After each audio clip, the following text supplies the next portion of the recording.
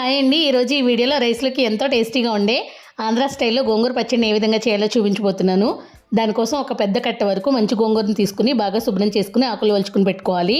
ఇప్పుడు stove on చేసి కడాయి పెట్టుకుని మంటను లో ఫ్లేమ్లోకి అడ్జస్ట్ చేసుకుని ఇందులోకి 1 టేబుల్ స్పూన్ వరకు శనగపప్పు, 1 టేబుల్ స్పూన్ వరకు మినపగుళ్ళు, 1 టేబుల్ స్పూన్ ధనియాలు, 1/2 టేబుల్ స్పూన్ వరకు జీలకర్ర,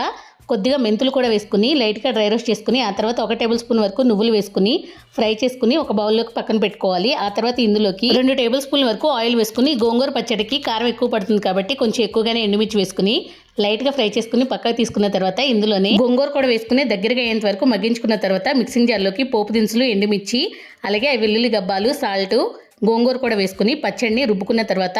పోపు వేసుకోవడం కోసం స్టవ్ ఆన్ చేసి మళ్ళీ కడాయిలోకి చిన్న కప్పు వరకు ఆయిల్ వేసుకుని ఇందులోకి పోపు దినుసులు, ఎండుమిర్చి, వెల్లుల్లి, అలాగే కరివేపాకు వేసుకుని ఇంగువ కూడా వేసుకుని పోపు పెట్టుకుని ఆ తర్వాత ఇందులోకి పచ్చడి వేసుకుని 2 నిమిషాల పాటు మగ్గించుకోవాలి.